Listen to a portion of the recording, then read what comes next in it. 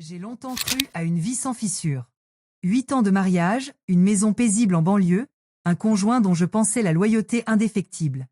Nous n'étions pas emportés par une passion dévorante, mais notre équilibre me rassurait. Un équilibre que je chérissais. Lui enchaînait les journées interminables, rentrant épuisé par d'interminables réunions. Moi, je travaillais à domicile, organisant mes heures entre projets personnels et discussions avec les voisins. L'un d'eux retenait mon attention, une présence simple, chaleureuse, croisée devant les boîtes aux lettres. Rien de profond, juste des échanges brefs, un sourire en passant. Je n'y accordais aucune importance.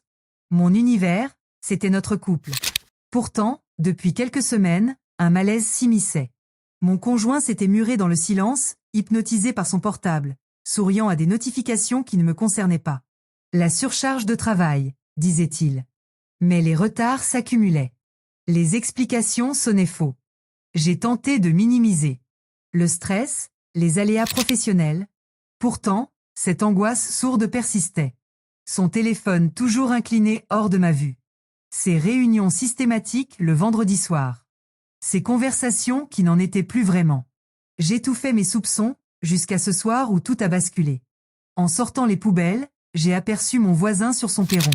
Un regard appuyé, une hésitation palpable. Et je ne sais pas si je dois en parler, mais j'ai vu ton conjoint hier au bistrot des Oliviers. J'ai haussé les épaules. Un dîner d'affaires, sans doute. Ma voix était trop aiguë. Lui a marqué une pause. Peut-être. Mais il n'était pas seul. Mon sang s'est glacé. Aucune accusation directe, juste des mots pesés. J'ai feint l'indifférence, mais mon crâne bourdonnait. Ce soir-là, quand mon conjoint est rentré avec ses excuses éculées, j'ai tout vu. Les yeux fuyants, la douche prise avant même un bonsoir. Les pièces s'assemblaient. J'aurais tant voulu me tromper. Mais une certitude m'envahissait. Le doute est devenu une fièvre. Chaque détail prenait un sens terrible. Le portable vissé à sa main, ce soudain intérêt pour le tennis, les relevés bancaires opaques. Il me fallait des preuves. Un soir, sous le bruit de la douche, son téléphone a vibré sur la table de nuit. Mon cœur a décollé quand j'ai lu le message illuminant l'écran. Tu m'as manqué. Vendredi ne vient pas assez vite. Mes doigts tremblaient en parcourant les messages. Une litanie de conversations nocturnes, de plaisanteries codées, de photos qui ne laissaient aucune place au doute. La personne à qui j'avais donné 8 ans de ma vie menait un double jeu, partageant son intimité avec une autre tout en revenant vers moi comme si de rien n'était. J'avais envie de hurler, de tout briser, mais je restais là, pétrifié, le corps vidé de toute sensation. Quand il est sorti de la douche, son regard s'est figé en apercevant son téléphone entre mes mains. Un silence épais, seulement troublé par le goutte-à-goutte de l'eau sur le carrelage.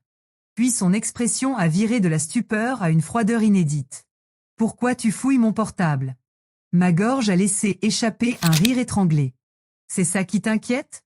Pas le fait que tu me trompes ? Aucun déni. Juste un geste agacé pour repousser une mèche de cheveux, comme s'il s'agissait d'un contretemps mineur. Ce n'est pas ce que tu crois. Alors éclaire-moi. » Il a marqué une pause, puis haussé les épaules. « Je sais pas. C'est arrivé comme ça. » Sa voix était plate, détachée, comme s'il commentait un bulletin météo. « Je voulais pas te blesser. Quelque chose en moi s'est rompu. Tu voulais pas ? Tu m'as menti pendant des mois.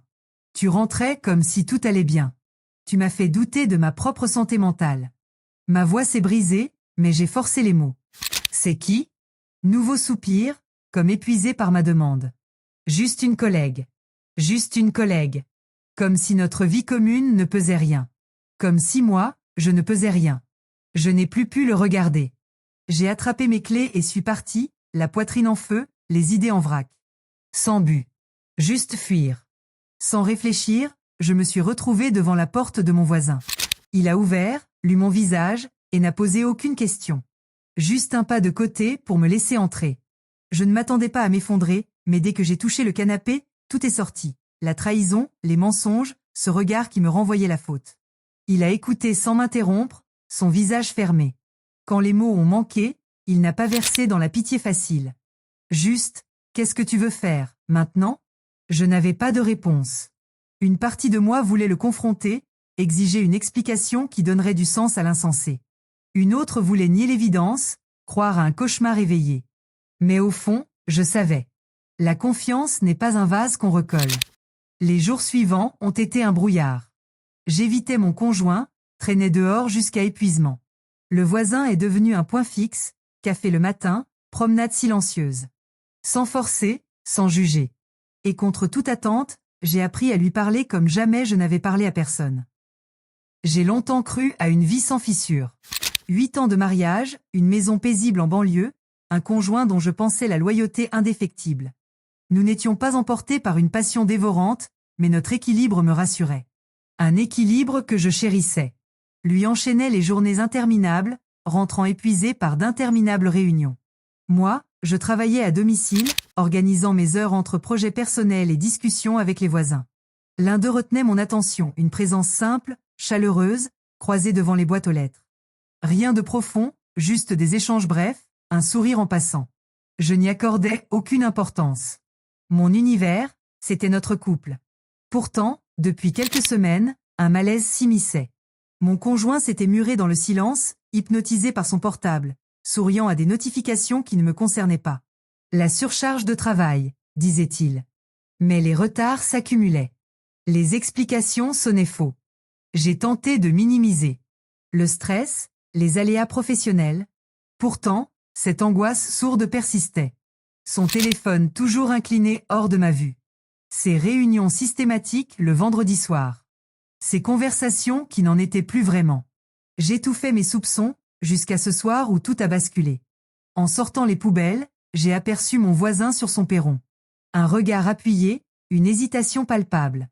Et je ne sais pas si je dois en parler, mais j'ai vu ton conjoint hier au bistrot des Oliviers. J'ai haussé les épaules. Un dîner d'affaires, sans doute. Ma voix était trop aiguë. Lui a marqué une pause. Peut-être. Mais il n'était pas seul. Mon sang s'est glacé. Aucune accusation directe, juste des mots pesés. J'ai feint l'indifférence, mais mon crâne bourdonnait. Ce soir-là, quand mon conjoint est rentré avec ses excuses éculées, j'ai tout vu, les yeux fuyants, la douche prise avant même un bonsoir. Les pièces s'assemblaient. J'aurais tant voulu me tromper. Mais une certitude m'envahissait. Le doute est devenu une fièvre. Chaque détail prenait un sens terrible. Le portable vissé à sa main, ce soudain intérêt pour le tennis, les relevés bancaires opaques. Il me fallait des preuves. Un soir, sous le bruit de la douche, son téléphone a vibré sur la table de nuit. Mon cœur a décollé quand j'ai lu le message illuminant l'écran. Tu m'as manqué. Vendredi ne vient pas assez vite. Mes doigts tremblaient en parcourant les messages.